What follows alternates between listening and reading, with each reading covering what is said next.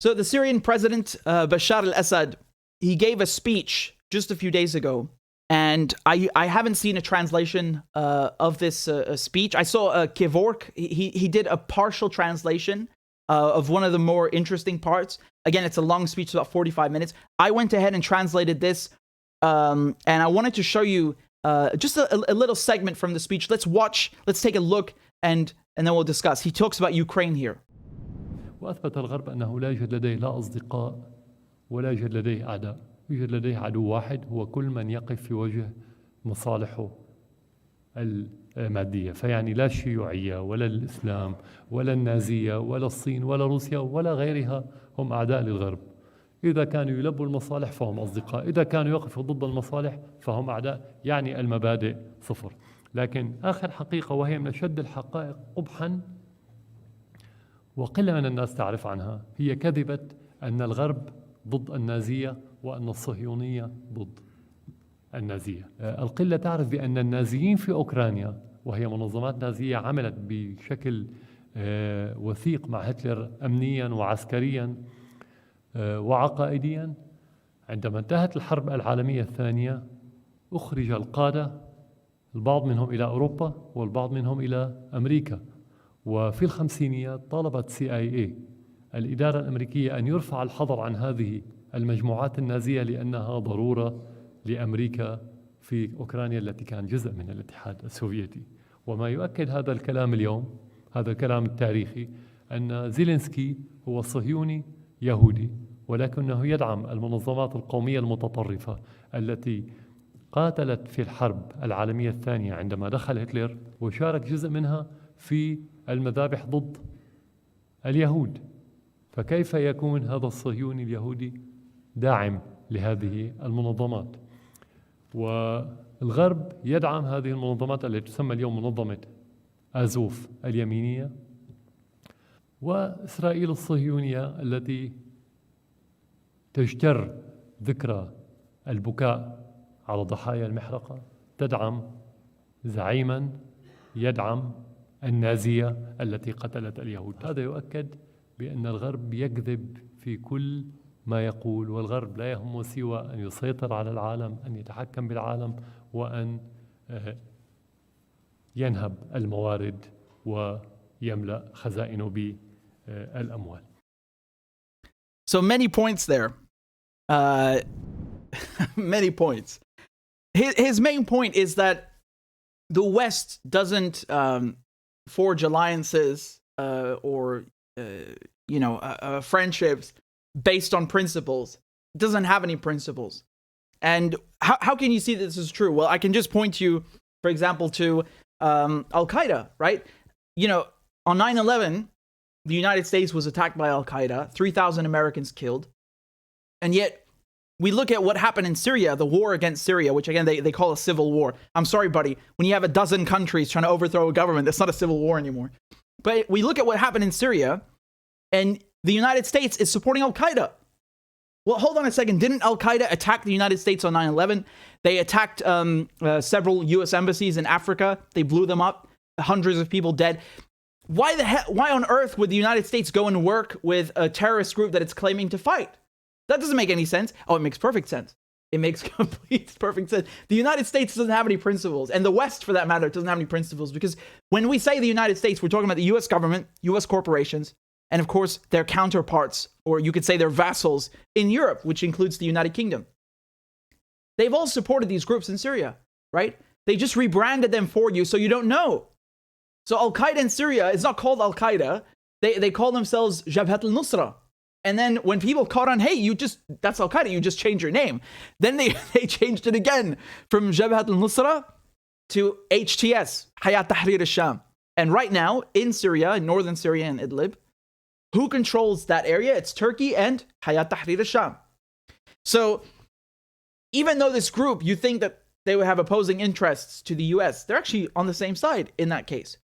And again, with the Nazis in Ukraine, in World War II, one of the great allied powers is the United States, of course, right? And it enters the war after Pearl Harbor. It's attacked on December 7th. And then the United States, with its military might, the Lend-Leases, it contributes very much in helping defeat the Nazis. And then the Nazis are brought to justice at the Nuremberg trials and so on, right? And so you would think, why would the United States then go and back Nazis in Ukraine if the United States sacrificed so much or participated in the Allied offensive against Nazis? It helped defeat Nazism and fascism in Europe in World War II. Why would the US go and do that? Yeah, that's what's happening. You know why it does that? Because the US doesn't operate on principles. The UK doesn't operate on principles. The United Kingdom also did a lot in World War II. Are they not sending weapons to Ukrainians, which includes the Azov battalion? They are. It doesn't make sense. It does make sense. It makes perfect sense when you understand the games that's going on. That the CIA, MI6, they will get in bed with anyone that helps them accomplish their interests. Right? You know, for example, when they say, oh, democracy, freedom of speech, does Saudi Arabia look like a democracy to you? Does Israel look like a democracy? Up until a few years ago, women couldn't even drive in Saudi Arabia. There are no elections in Saudi Arabia. Are you dreaming? Conveniently, I wonder why Saudi Arabia never had an Arab Spring. Have you asked yourself that question? Those countries, Saudi Arabia, the Emirates, and then the Israeli occupation, even though they're not democracies, the US still supports them. Why? Because they fulfill roles. They help the United States accomplish foreign policy objectives. So the Saudis give them oil. They help back, shore up the petrodollar. They help back up the US currency. The Israelis act as a regional policeman. So do the Saudis to some extent. So do you see what's going on? It doesn't have to make sense because if you listen to their words, of course it doesn't make sense. But if you look at their actions, it makes total sense. So again, I can point you to the Mujahideen in Afghanistan. When the Soviets enter Afghanistan in 1979 and then they stay till 1989, why did they lose? Why did they suffer so many casualties? And why was this such a tough experience for the Soviets? Why did they get their butts kicked? Because the Americans started sending weapons, training, supplies to the Mujahideen, right? And who are the Mujahideen? They later went on, many of them, to become Al-Qaeda and Taliban. So again, the United States actually helped create Al-Qaeda and then used Al-Qaeda in Syria just to overthrow Assad. And again, you would think that doesn't make any sense because they oppose these groups. It makes sense. It makes perfect sense. They don't have principles. The only thing they care about is, do you help them accomplish their goals? That's all that matters. When it comes to what's happening in Ukraine, up until a few weeks ago, it wasn't controversial to say that there are Nazis in Ukraine. Every mainstream outlet even covered this. We were watching the other day, you guys and I were watching this bit from NBC News from 2017.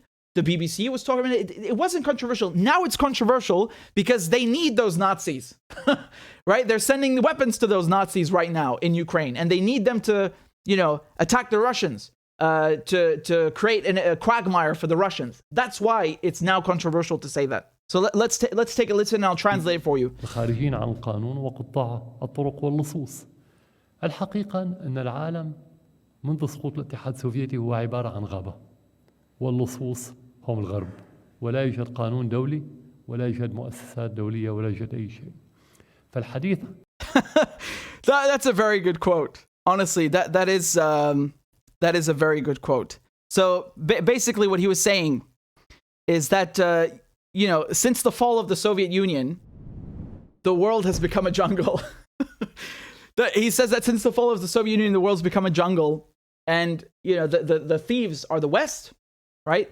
And there's no international law. They have fostered an environment where there is no international law. International law makes no difference, right? And all of these organizations that they have, it makes no difference. The UN, the only thing that matters, he goes on to say this later in the speech, he says that the law is not what's actually written in the law books, it's what is applied on the ground, okay? And so the United States have fostered an environment, the West has fostered an environment where it's the survival of the fittest. It's like the jungle. And that's why the principles don't matter. That's why international law doesn't matter. And you see that. That's why it's so bizarre right now when the United States and the UK and NATO and all the EU, they're saying Russia's violating international law by invading Ukraine. Well, hold on a second. You guys have been violating international law for decades. You didn't care about Iraq's territorial integrity or sovereignty. You didn't care about Syria's territorial integrity when you bombed Syria, when you're occupying Syria. You didn't care about Libya. Now you're going to come and talk about international lawlessness. You created and fostered that environment. So don't come around now and talk about the law books and what international law says. It's a joke, right? It's hypocritical when it comes from them. That's the issue. من دون معنى، وهذا الكلام قالوه المسؤولون الروس منذ 15 عاما بالضبط وبشكل Right, so the Russians said that already, 15 years ago, that international law has no meaning anymore.